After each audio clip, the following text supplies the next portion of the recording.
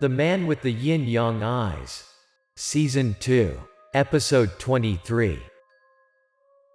As soon as he entered, he saw me lying on the ground. Big D immediately rushed over to help me up, now looking at me very miserable. Even opening my mouth to speak is also difficult. I can only whisper a few sentences. Big D, it seems I can't make it, I can only go with you here. Gregory, don't talk nonsense, don't scare me. I'll see you in the next life, you fat bastard.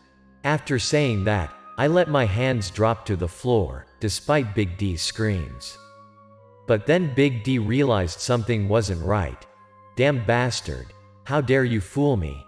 Why is your heart still beating like a drum when you're dead? So I was discovered by this fat guy. After helping me sit up, Big D continued, why don't you come here to find me, harm me? I searched everywhere but couldn't find it.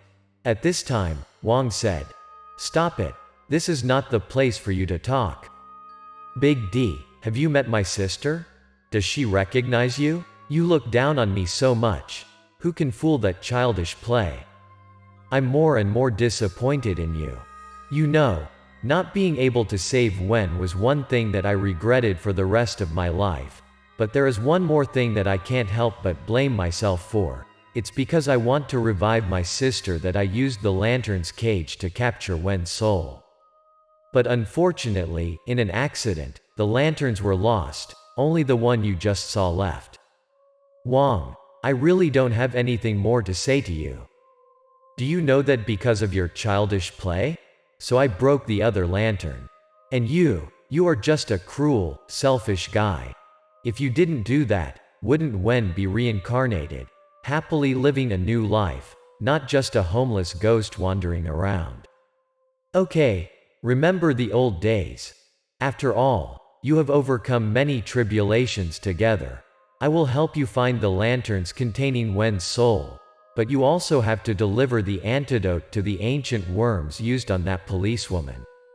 You are so naive, Big D. She has to die. Those policemen have to die for me to be satisfied. Remember well. Everyone who stands in my way will die, including you, brother.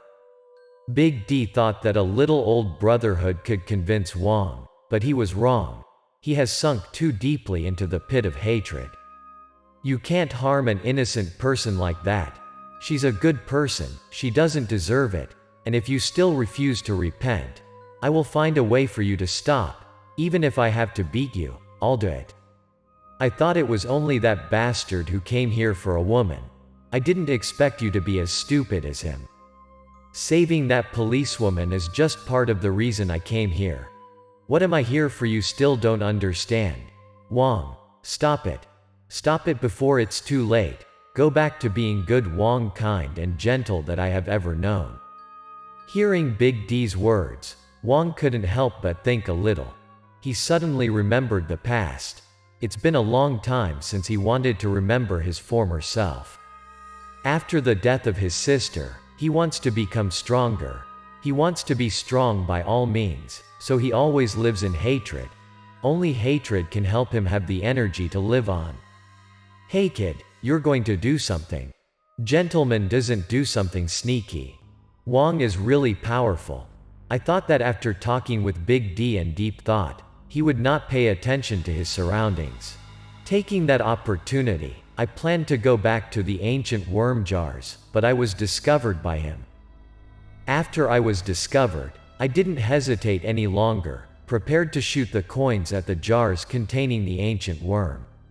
Seeing that, Wong rushed towards me to stop it, but he suddenly discovered that Big D was also rushing towards him. Big D kept shouting loudly for courage, never seen Big D determined to do something like this time. With his huge body, Big D rushed and grabbed Wong immediately. Wong was now angry. He immediately elbowed Big D in the face. The blow was so strong that Big D immediately fell to the floor. Take advantage of the precious time that Big D just had to sacrifice himself to have. I immediately shot coins at the jars, hoping to find the right one that contained the ancient worm. The jars were broken one by one, from which came out snakes, centipedes, lizards, and other insects, which looked extremely scary. These extremely poisonous animals are soaked in jars and cultivated by Wang. They are now many times more poisonous than usual. They also have no spirit energy left. Wang regretted his ancient worm jars, but he was also a little gloating because I still hadn't found the jar containing the bloodworms. Seeing that, he immediately rushed towards me, not letting me continue to destroy the ancient worm jars. But Big D can't stay still. His face is still aching, but he still decides to rush in to obstruct Wang. Wang got past Big D, then he rushed towards me, furiously attacking. It must be said that after becoming angry, the mage Wang was stronger than ever. I had a hard time resisting his attacks. Despite Big D's help, it doesn't seem that the situation is much better. After struggling for a while, I finally got a powerful punch on my chin. My head was dizzy. Wang grabbed my collar to prepare to deliver the finishing blow. Seeing that, Big D from behind rushed at Wang from behind. Wang, stop it. This kid has done nothing wrong. Don't kill more innocent people. I beg of you, come to your senses. Ignoring Big D's words, Wang did not hesitate to throw another elbow into Big D's face. Immediately Big D fell to the floor. As soon as I escaped from Big D, Wang rushed in and grabbed my head. I see you've gone through so much trouble to come here for that cop, so I'll help you guys meet in heaven. After that, Wang repeatedly punched me in the face. At this time, I did not have the strength to resist anymore. I could only lie down and take the blow. Big D looked at the scene in front of him. He suddenly remembered the old battle. If I don't think of a way, I will die at the hands of Wang is certain. At this time, it is useless to use words to persuade. Big D is extremely confused, not knowing what to do. Suddenly he saw his gun. He reached out trembling hands to reach for the gun. Now he had to make a decision, the most difficult decision in his life. Wang, stop it. Don't force me to shoot. Respect for years of brotherhood, you should stop. Wang paused for a moment. But then Big D changed the target. He continuously shot down the remaining worm jars. He hoped that when he found the jar of bloodworms and destroyed it, so Wang would stop. Finally, Big D hit the jar containing the bloodworms. As soon as the jar broke, the bloodworms could be seen now having formed and crawling out. Wang, stop it. The bloodworms have been destroyed by me. You haven't stopped yet. You think destroying that jar will make me stop? You are wrong. It's all too late. I have no way back now.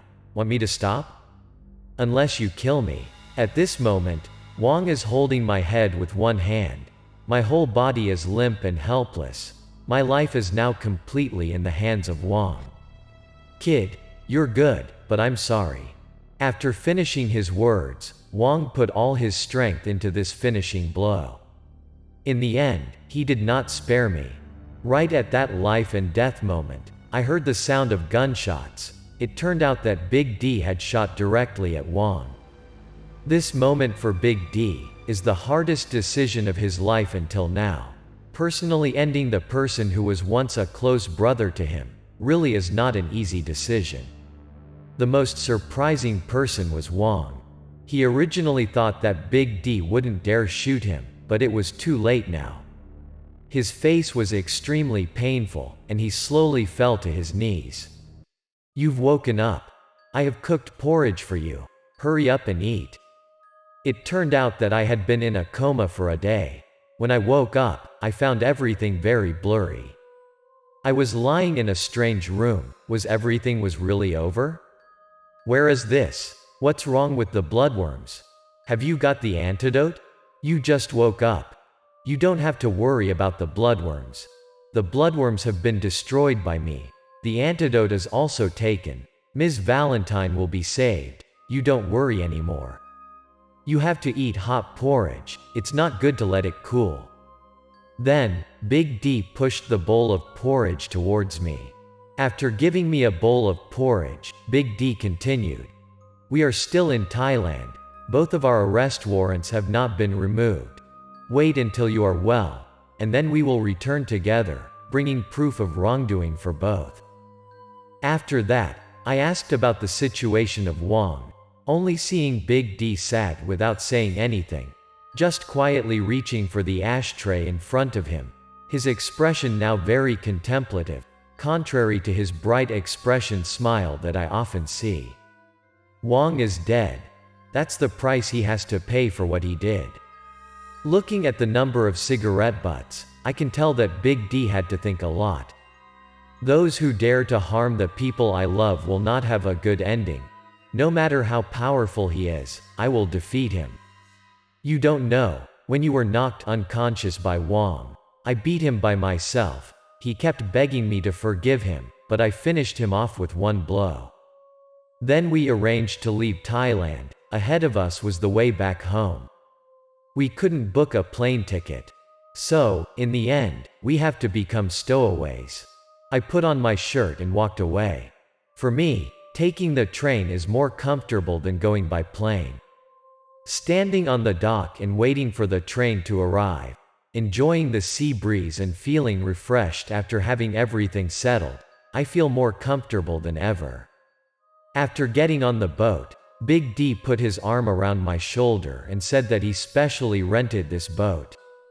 This time, we can stay comfortably in the upper room. We don't need to hide in the bottom of the boat like rats. Suddenly, there was a voice from behind. We immediately turned around.